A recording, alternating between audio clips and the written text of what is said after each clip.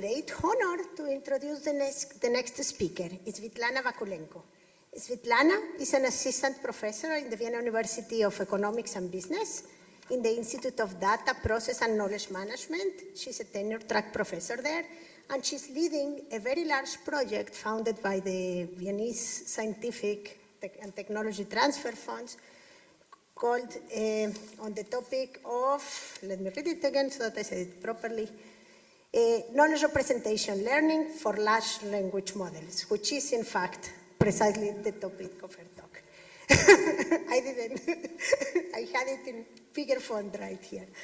Okay, yeah, Svitlana studied here in Vienna, her PhD, before that in collaboration with the University of Amsterdam, and after that she did postdocs in Barcelona, she has done research in Amsterdam, she worked for Amazon AI, and we are very happy that now she's back to Vienna to lead an exciting research project on that tackles one of the biggest challenges we have right now. With all the knowledge that is stored in these large language models, how can we extract something useful, reliable, some kind of useful knowledge from it? But I won't tell you about it because I'm sure she will do a much better job at telling us what this talk is about. So, Svitlana, the floor is yours. Thank you.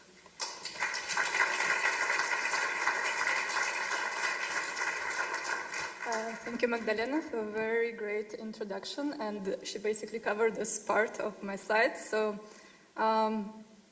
this is the very first talk I deliver as a research leader in Vienna, so it's going to be really smooth and really foundational. I think I put 2 formulas on the slides, which are very basic, so relax and digest your lunch.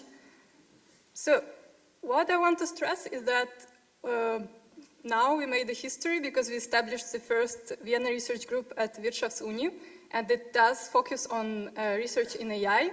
And basically the goal of the talk is to establish this idea that economic university might be one of the best, if not the best, place in Vienna at this point to do this kind of research. So this is controversial, I know, but the point is that, you know, the group of data process and knowledge management is a sort of asylum of 2 graduates that based in, you know, software chairs next to Prater that basically allows us to work on some more interdisciplinary projects closer to the colleagues who have, you know, much more experience on the complementary type of research.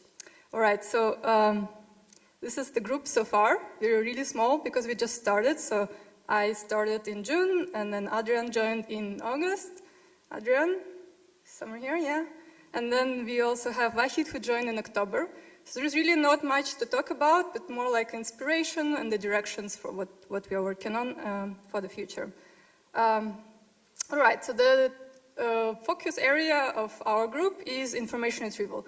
Who knows what is information retrieval so that I understand? All right. Very good, so everyone knows about it because you probably know that one of the core IR groups is actually a 2.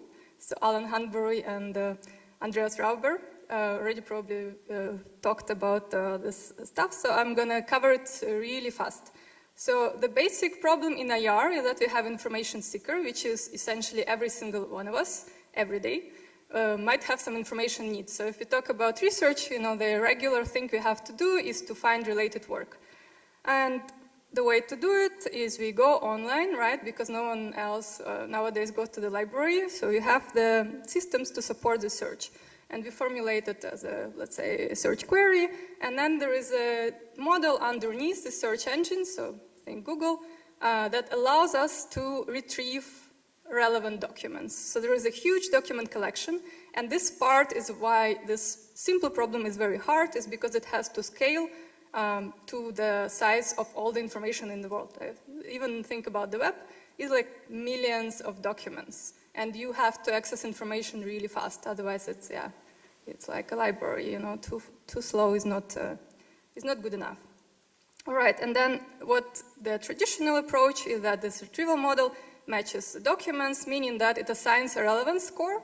So based condition on the query, it ranks the documents, which essentially allows you to find the set of top K relevant documents. So if it's online search, a search engine, usually you look at the first page of results, the first 3 links, right? So that's what's happening underneath, so that you get a score that allows you to get this top relevant results. Very easy, right? But the problem is that it's been there since 50s, and to be honest, is not really solved. And it just got more difficult. So let's see what happened. 2022, we got ChatGPT, everyone jumped on. Then we, very fast, we realized that this is very interesting technology. You can actually, it can imitate dialogue. It can imitate language pretty well. It does store some information in the parameters, which is usually the most frequent, obvious, most famous facts, like, Vienna is the capital of Austria, Paris, so on. Because, well, it appears frequently in the corpus it's trained on, that's why this information gets stored. And we all know that everything in the long tail, which is essentially a retrieval problem, is to find everything in the long tail, is not really addressed. So what happened, if everyone probably heard about, is called RAG, Retrieval-Augmented Generation, means you take exactly the same technology you had before, so search engine, and put large language model on top of it. So what you do here is actually very interesting conceptually. You help the information seeker to interact with this model so the model actually can generate the queries conditioned on the dialogue, and then it can also consume the results of the search engine and again translate it into dialogue. So that makes it definitely more powerful, but also more challenging. So everyone knows what's wrong with this. The first, number one, is that we actually didn't solve the problem of this, we call hallucinations, when the model essentially predicts something that is not there. And RAG was one of the motivations to make the model, stick to the original information. Another important motivation also, so you don't want to retrain the model, it's just not possible to retrain it every single day, and information is flowing, so velocity and volume is a characteristic of the task. Every day we have, news, more and more news, sports, politics, anything that the model doesn't know about. So there is no way to inject it into the model. I mean, there are some ways, but RAG is one of the ways to help the model also to stay up to date. And the problem remains about factual correctness, that even if you condition the generation on these retrieved documents, there is no guarantee that it actually is using this information, okay? Because that's just the technology that probability distribution just predicts the next token. And you can do constrained generation, but essentially it's a trade-off between fluency and faithfulness in this case. Okay, anyway. The other problem that existed before LLMs is actually that we don't even know what we don't know. So essentially, because of the property of the task that you have so much documents, it's not possible to inspect every single one in terms of the relevance.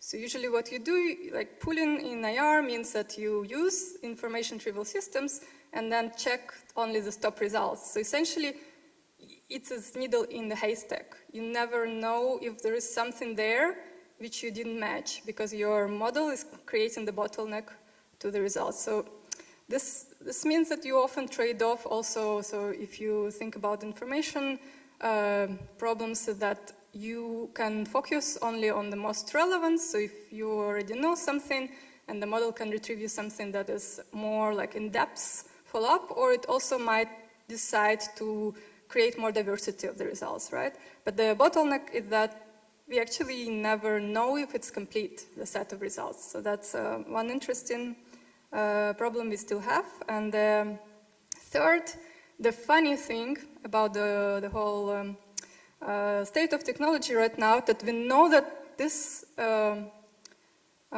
systems don't even help us with the basic task of retrieving the most relevant documents, even if we know what the relevant documents are. So there is theoretical limitations on the technology we have now that I wanted to guide you through a little bit to understand the depth of the problem, that even the simple tasks are not as simple as we thought.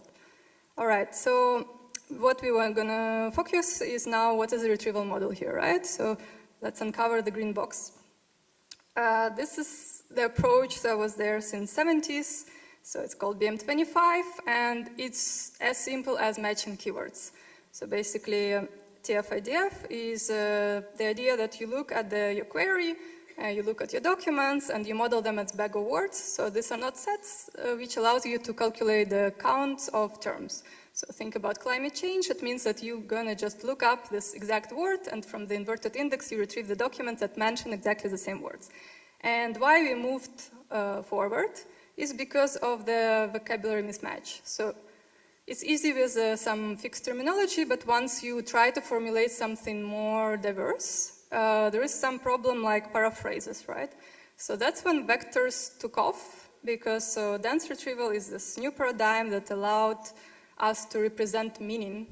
Meaning means that we can encode the documents and the query as vectors. So these are no longer sparse vectors, they just mark which words are mentioned in the text. These vectors also can reflect similarity. So even if you use different words, the idea of the model that it will represent this embed these texts closer to each other in the space, which allows them to retrieve further. So you do KNN, K nearest neighbors, and look for the documents that are closest to your query. As simple as that, like dot product similarity allows you to do the retrieval now. And now the interesting part is that this doesn't scale, okay? Surprise, surprise, but in Amazon, Google, and so on, to actually make anything practical, so beyond, it works pretty well if you look at small collections. So some specialized engines, it's feasible to do it with dense retrieval. If you want to scale it to like size of the web, the first stage retrieval is always, again, the same sparse retrieval, and then you put dense on top, which means you again create this bottleneck that you are restricted to only the keyword match.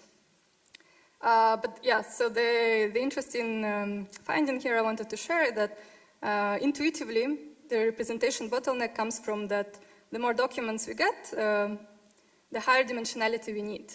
And that's essentially this dense retrieval was trying to compress the information into this lower dimensionality vectors, and there is a clear theoretical limitation that the more documents we want to embed, the higher dimensionality we need. So this was some recent results, which is conceptually very interesting. Comes from Google DeepMind, and they did try to estimate. So there is some proof behind it that it corresponds to the sign rank of the matrix, and essentially they try to show also to approximate how many dimensions you need to embed how many documents to make sure that they are all the space of all the possible queries is covered. So I'm going to give you like very cool intuition how they did it. So think about the matrix. It essentially maps documents to queries. So they created synthetic data set, which is very simple to imagine. So it's like combinatorial problem. So you pick a random attributes and names. So each name is like a person, and then each attribute is something that person likes. And this can be generated, as many as you want.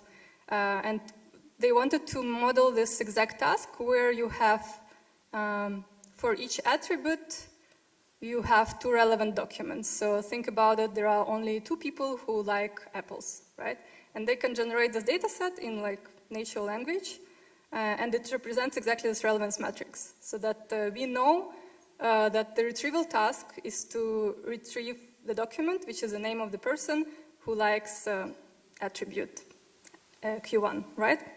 So here's an example. It's really like that. What they did is they generated this data set with 1,000 queries, and there are 46 relevant documents. So the trick behind it is that they really wanted to create this dense matrix, meaning that the model really has to model this difference, because the documents are as simple, like really like not representative of any real world task. That's why it's really just theoretical, showing the theoretical bottleneck of this of the approach. So you have a name and then likes, and you have all the attributes. And the point is that they can generate as many documents as they want, but they wanted to model 1,000 queries. That's why they calculated the minimum number of documents they need is 46. And then you already are like, it's more than 1,000 combinations you need to represent this sets of 2. Okay, so they also created more documents that they actually need to make the task more complex. So this, they created 50,000 documents, the majority of them which is not relevant, right? But this is just to simulate the task on this simple example. And the results are that cool, is that all the models we use now are at the bottom, right? So these are these RAG approaches, dense retrieval, which cannot handle these simple examples. And the key to understand why it doesn't work is because they, even when they train them, they still cannot represent these fine-grained similarities or differences between attributes because of combinatoric explosion of the space. And that was it. So even the state-of-the-art embeddings with more than 4,000 dimensions, they just fail, okay? While in the theory, it's because the approaches are, not perfect, if you actually train even the perfect representation, 12 dimensions is enough. But then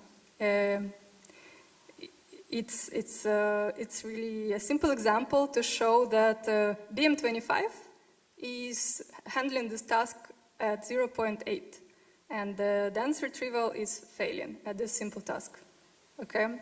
The funny thing, it also fails when it's only 46 documents, right? Even if you train it. So that's a bit mind-blowing if you think about it. But we did something extra on top. So this is the related work that just came up a few months ago. But we tried to think forward and thought about how, so it looks like dense retrieval is not the answer, then it's also not the answer to come back to the technology of 70s, so we should try to find something else. And one approach that I'm not sure anyone heard about, called generative retrieval. Who heard about generative retrieval? All right, so that's a trick because it is very simple.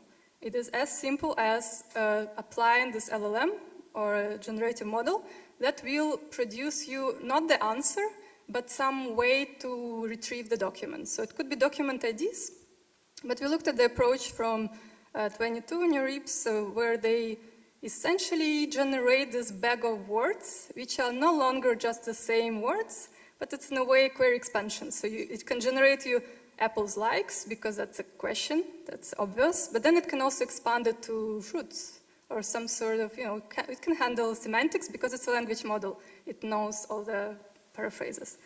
And that makes it much easier. So one trick on top of this language model you can put is this constraint generation. So this approach that we tested is called SEAL, and they proposed to use FM index, which is an efficient data structure, which essentially encodes this task of LLM that is next word prediction. It encodes it exactly. So all the bigrams can be just stored in this index, which allows the model to generate not only random words, but stick to the collection. So this way you sort of impose the collection onto the language model at runtime, not at training time, but at runtime. So again, simple, and it scales. So there is a EMNLP paper that used FM index to web corpus. So that's a promising direction to follow. What we did in our studies, we just took this limit data set of 50,000 documents, and we showed that indeed this generative retrieval model, without training, it outperforms dense retrieval and BM25. We tried different approaches, how to calculate the scores, so there are some details about it. But the point is that this is promising because it sort of integrates both ideas, that you have vector representation, but also use words as sort of anchors to documents, okay? But then, if you look at this task, I mean, we know it's a toy task for theoretical purposes. We just thought, okay, I mean, we showed that generative retrieval works. How about we try to break it again? Like, what is the minimum added distance we should add to these examples to break the model? And the examples look like this. So essentially what we thought is that we know that the way they calculate the score is based on the overlap of the tokens. And then if you make something more semantic related, so we essentially use the same words, but we prompt an LLM to generate an alternative example, so we call it a hard negative, which uses the same words, but then the semantics is different. And obviously what we observe is that the model fails. So if you look at blue line, is we call it 2, which is exactly 2 documents we want to retrieve. Once we add negative examples, it actually confuses. It's pretty much the same score it gets for an example where the semantics is likes, so who likes apples, and then we change it to likes to imagine. So we try to change the semantics, that it's not correct example, but since the model is working with this overlap, the scores are calculated based on the set of, or a bag of words, it fails dramatically. So you make the task harder to show that, okay, this is what the model doesn't handle. So what we learned from this very simple study is that we want the new retrieval model that will be able to handle both problems. So this combinatorial problems that was illustrated, that it helps to have these keywords to essentially scale the embeddings, but you also cannot reduce the importance of this semantic understanding of the question. Otherwise, yeah, it boils down to just comparing the sets, keyword sets. Okay, so that's work done by Adrian, and that's basically the research question we have now. How do you do better than dense retrieval? And the other interesting question is, do we actually observe something like this? This was theoretical examples, which is not realistic, and the reason why our systems still work is because usually you don't run into this in the real world. So the benchmarks we have, they don't cover all the possible queries. That's why it's not obvious from our benchmarks that this limitation exists. But then again, it probably manifests itself into some specific tasks, and this might be also a very good question to ask, okay, where does this actually happen? Where we can see that this is important direction to improve on, all right? Okay, so this was RAG. That's essentially the pipeline approach, and using the generative retrieval is a promising way to reduce it back to this language model using document collection, not only at training time, but also at test time. So this is still, again, work in progress for us. How do we adapt this large language models to use document collection in real time? All right, and another, maybe even more complex. So this is really tip of the iceberg. It's the core of the problem, the fundamental question, but there is another question here which arises from this introduction of the large language models that allow us not just to query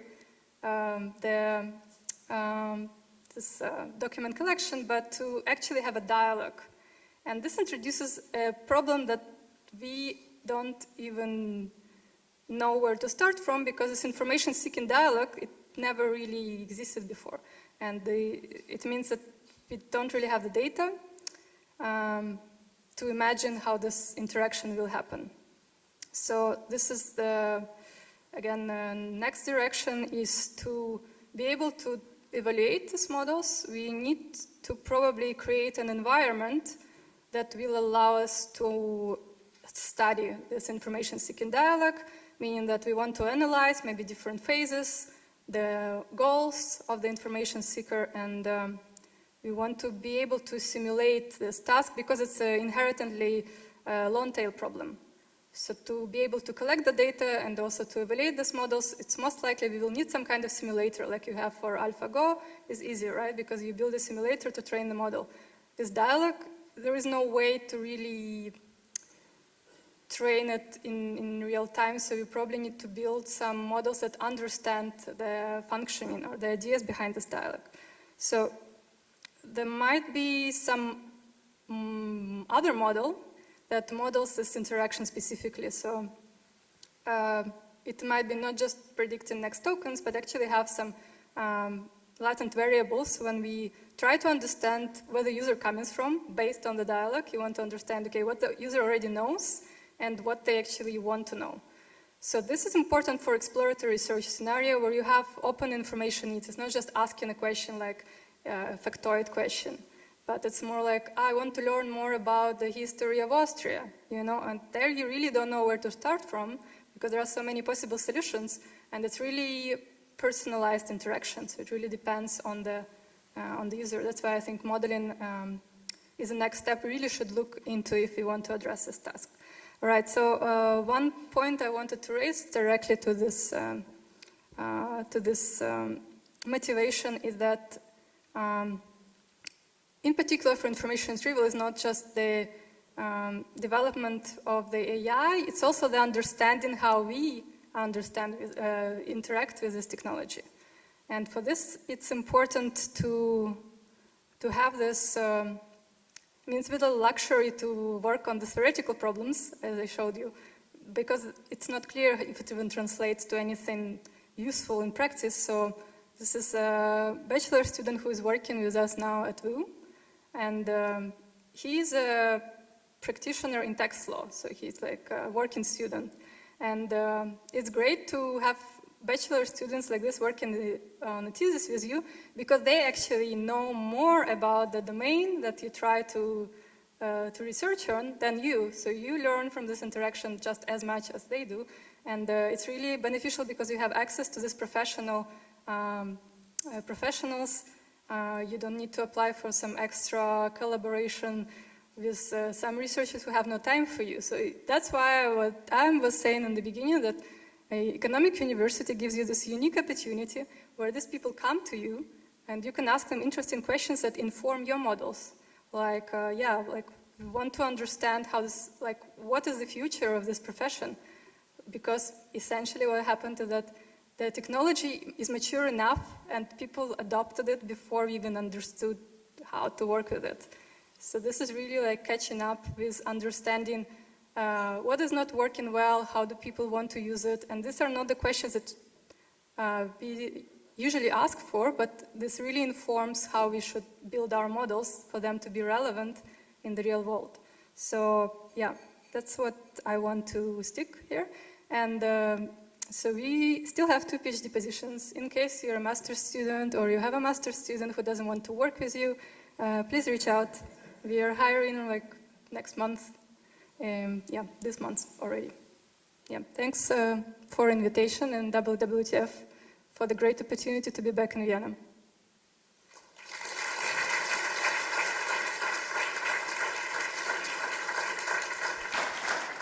Thank you. Hi. Thank you very much, Svitlana, for this very interesting talk. And I'm sure there are questions in the audience. We have a few minutes. Michael. Thank you. Very interesting. Quick question about your theoretical result about the dimensionality of the embedding space. Does it work differently if the geometry is not Euclidean? Well, we don't assume it's Euclidean. I think basically the dimension allows you to abstract it's more like a sphere, right? So essentially, to be optimal for this task with combinatorial attributes is it means that we want to have a symmetrical representation for every vector to be able to capture all the possible combinations of top 2 documents. So we need to have a space that will represent the query where each pair of documents can be the closest to this. That's why, so I don't think it's a Euclidean. I think it basically blows up the dimensions. Well, what I was thinking of is the volume grows. So whether it grows exponentially or polynomially with the dimension, like hyperbolic space, for example, right, which is more spacious, so to say, for these embeddings. But I don't know if it applies here. I mean, so if we try to solve even to just calculate the number of dimensions is a hard task as we increase n. So the way they try to approximate is actually train the model on like gold data, where you would force the model to create this embedding as optimal as possible to locate them in space. And there we see that it grows exponentially. Thank you for the question. Thank you, Michael. more questions? What is it?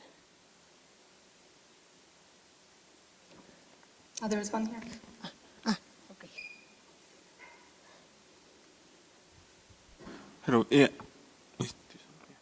You were mentioning these frag technologies, but you didn't mention the graph frag technology that already solves part of the limitation of this dense retrieval. You have the problem of how to generate massive amounts of knowledge graphs, but we also kind of know how to do it. How does this different kind of RAG deal with the theoretical limitation that you are mentioning? What you're suggesting is that we can solve it by generating knowledge graph? Or No, I'm saying that the graph RAGs would solve part of the theoretical limitations of the dense graph that you were explaining because of the dimensionality reduction problems.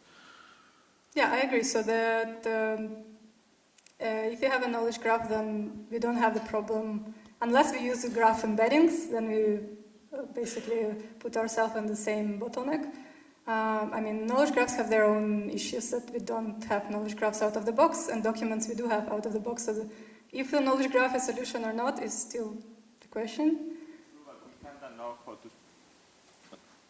We kind of know how to automate the generation of extracting knowledge graph. It's not perfect, it's far from ideal, but we do have systems of doing that in an automated way that is relatively good. I mean, I think that the solution, what we are looking for is kind of knowledge graph, but I think it's not yet the kind of knowledge graph that we have now. So there is some space to research in this direction. So like what's the definition of like nodes and connections? But graph is a great structure to work on, I agree.